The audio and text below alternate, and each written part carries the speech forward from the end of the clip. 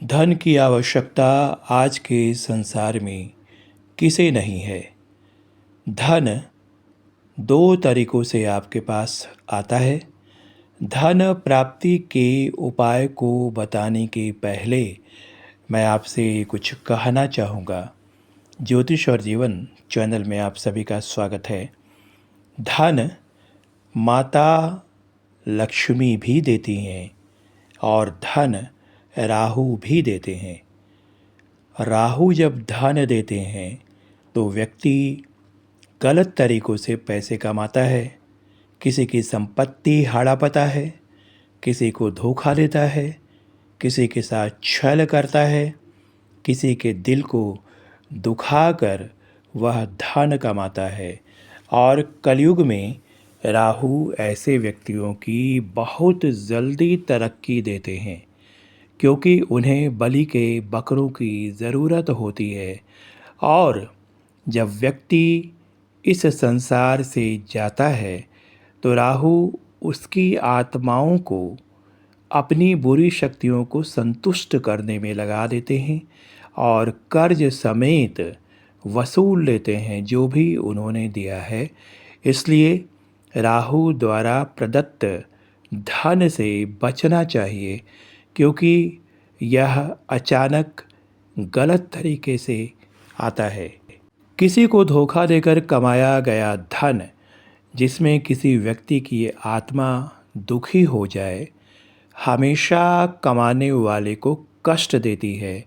भले ही कलयुग में वह इसे समझ नहीं पाता है, लेकिन जब वास्तविक ज्ञान उसे होता है तब वह समझ जाता है कि उसने कितनी बड़ी गलती की है। माता महालक्ष्मी का धन कम मात्रा में आता है और जो भी आता है वह अच्छे कार्य में लगता है, और उस धन के कारण व्यक्ति के मन में गलत विचार कभी पैदा नहीं होते हैं। दूसरी बात यह कि जो भी हमारे यहाँ ईश्वर की कल्पनाएं हैं, तो हम लोगों में से किसी ने भी ईश्वर को नहीं देखा। माता महालक्ष्मी का जो वास्तविक स्वरूप है उसे भी किसी ने अभी तक नहीं पहचाना है। हमारे सामने हमारे बुज़ुर्गों के द्वारा एक तस्वीर खींच दी गई है और उसी तस्वीर को हम माता महालक्ष्मी के रूप में मानते हैं, और यह तस्वीर भी विभिन्न आकृतियों में उपलब्ध है, कहीं कुछ कहीं कुछ। लेकिन माता महालक्ष्मी एक शक्ति हैं, और आपको जानकर आश्चर्य होगा कि यह संसार की सभी महिलाओं में है, नारी शक्ति हैं यह। अगर कोई व्यक्ति मान लीजिए कि अपनी माँ की पूजा नहीं करता है, कहने का अर्थ है कि उसका सम्मान नहीं करता है, उसे दुर्वचन कहता है, कहीं कहीं पर तो सुना है कि माँ पर लोग हाथ भी उठाते हैं, तो वैसे व्यक्ति यदि महालक्ष्मी से धन की मांग करते हैं तो उनसे बड़ा बेशर्म और थेथर व्यक्ति इस संसार में नहीं मिलेगा। जो घर में स्त्रियों की इज्जत नहीं कर सकता है, वह माँ से धन पाने का अधिकारी कैसे हो सकता है।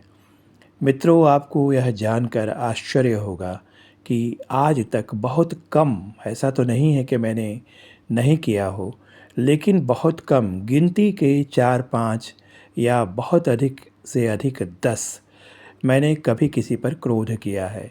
मैं क्रोध को पी लेता हूँ, सह लेता हूँ, क्योंकि मैं जानता हूँ कि मेरा क्रोध, मेरी बुराइयाँ अंततोगत्वा मुझे ही नुकसान पहुँचाएंगी। तो आइए अब मैं आपको धन प्राप्ति का एक रास्ता बताने जा रहा हूँ।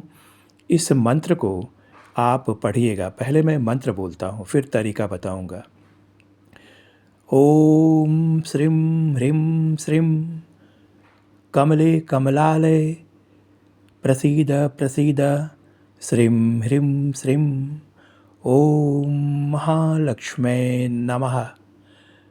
आप एक तांबे का लोटा ले लीजिए, उस पर तांबे का या चांदी का ढक्कन रख दीजिए, थोड़ी सी जौ उस ढक्कन पे रख दीजिए, 2 दिए उसी जौ पे जला दीजिए और हर शुक्रवार को इस मंत्र को 108 बार माता महालक्ष्मी की कल्पना करते हुए और यह मानते हुए कि वो आपके सामने खड़ी हैं, आप इस मंत्र को पढ़िए। आपको ज़रूर फ़ायदा होगा, घर में धन होगा, बरकत होगी, ईमानदारी का धन आएगा, आपको पश्चाताप नहीं होगा, आपका बुढ़ापा संतोष के साथ गुजरेगा।